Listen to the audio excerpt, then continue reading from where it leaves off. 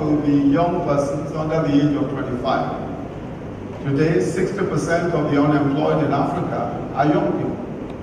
If we do not change the trajectory of socio-economic development, we will have millions of jobless young people in the prime of their lives.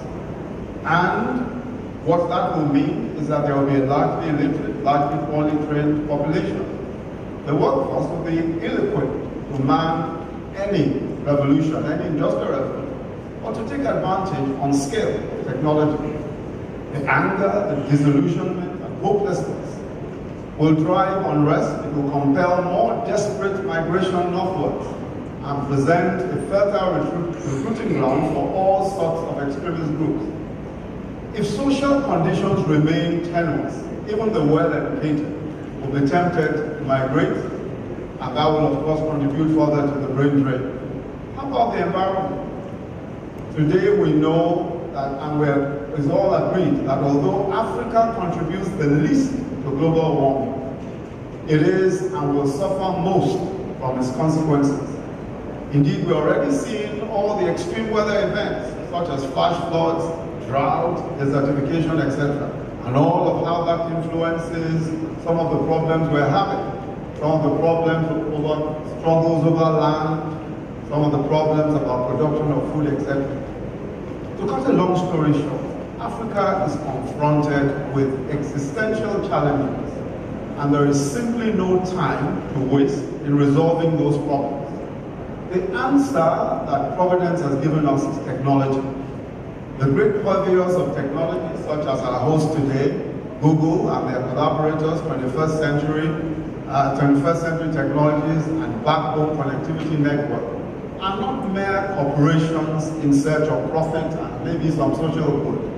They literally hold the future of generations of humanity in their hands.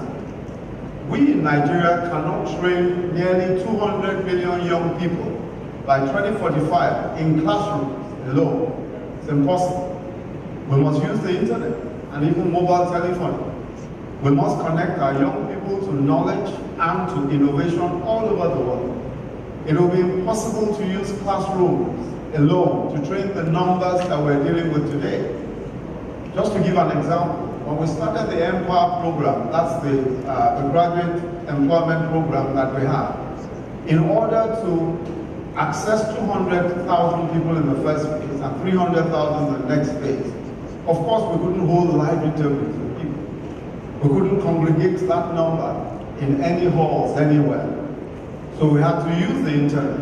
We had to develop a platform which enabled people to apply, enabled us to conduct tests, enabled us to onboard them, get all their details, get all their information, get their BVN, pay them, and also send them tablets from which they work today.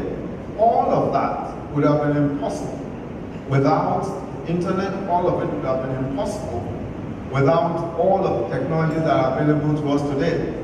And that's just the future. Very soon we cannot, and it will just be, given the sheer numbers that we have to deal with and the resources available, we just have to use technology one way or the other.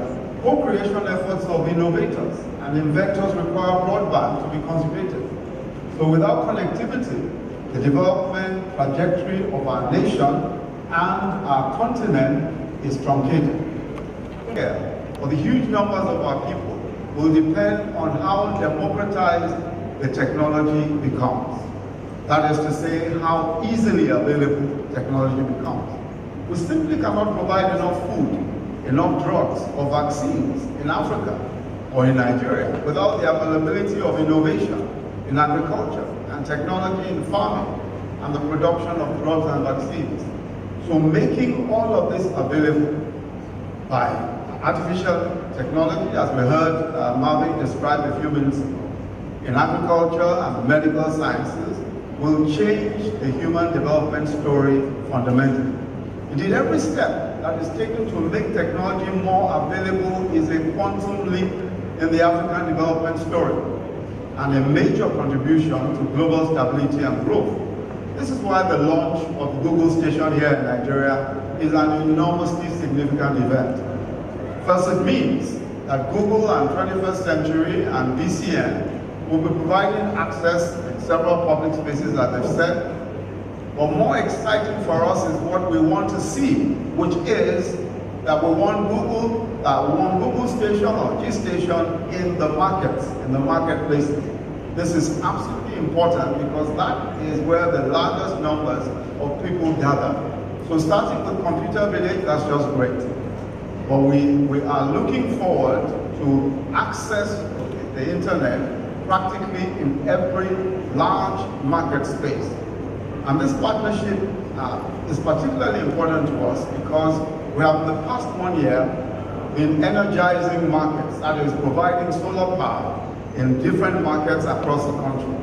Because the market clusters is where people do their biggest, where the largest numbers of our people do their business. And we've done some work in different markets, in our area market, in Aba, for example, the Sabongari market, Bagi in Ibadan, and Sura in Lagos. And we're also looking at Balogun market, Ipori market, and those sorts of places. Now, these are places where we believe that access to the internet must be available and should be available, and it is because it will be available to the most, to some of those in our society who may be excluded, who otherwise would have been excluded, simply because of the nature of the jobs that they do. But the largest number of the commercially active in our society are actually in those marketplaces. So what access to information, tools of education, business or commerce means is that all of the gaps of inequality and exclusion are bridged, jobs are created, and in many important respects there's a real chance of a better quality of life for large numbers of our people.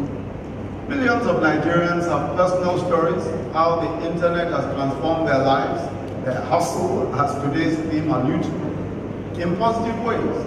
And Juliet has showed us the stories of real-life people like Adelby, how Google has featured prominently in many of these stories. And we're tremendously proud of the work that Google has done here. And we want to just commend them again and say how extremely pleased we are that we have been able to work with them and partner with them. In 2016, working with the Office of the Senior Special Assistant to the President on SDGs, we launched the Google Digital Skills Training Program with a target to train 400,000 Nigerians on basic digital skills. Working with Google and local Nigerian tech training companies, we've since surpassed those numbers and trained over 1 million Nigerians in basic digital skills in the last 24 months. To scale up our support to the private sector players in the technology space, we recently inaugurated the Technology and Creative Industry Advisory Group. Now, this is a part of our National Industrial Policy and Competitiveness Council. This group brings together young private sector players in technology and the creative sectors, and also relevant government agencies working jointly to formulate policies and programs and projects for technology and the creative sectors of our economy. Some of the private sector members of the advisory group and relevant government agencies like NEPC, Bank of Industry, NIGDA, went with me on the trip to Silicon Valley. And also on that trip, we met with the creative sectors in Los Angeles and showcased Nigeria's readiness and preparedness for investment, and the work that we're doing, especially with the ease of doing business, to provide an enabling environment for business in Nigeria. And that has helped us a great deal, especially in rising up on the World Bank's ease of doing business in 2017. Through the GEM project, the World Bank, the federal government has also given out about $2 million to 79 startups across the country.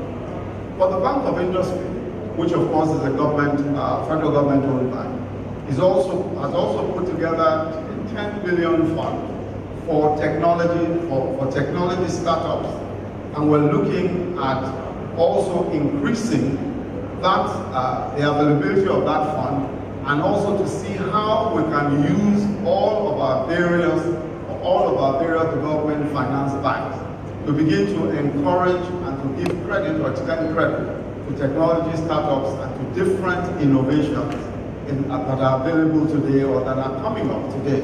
Apart from this, our National Social Investment Program is working with the National Information Technology Development Agency, NITIA, to support the private sector to establish technology and innovation centers across the country.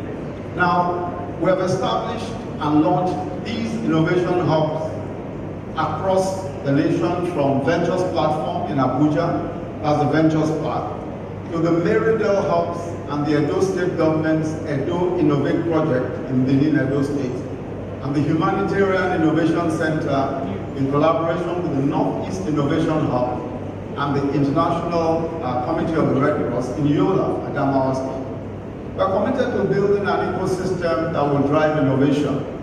And recently, we've also been investing in training 5,000 developers as part of our Empower Tech program, just as we're catalyzing a whole new sector of animation production by training 3,000 young people with script writing, storyboarding, voice acting, animation, and post-production skills.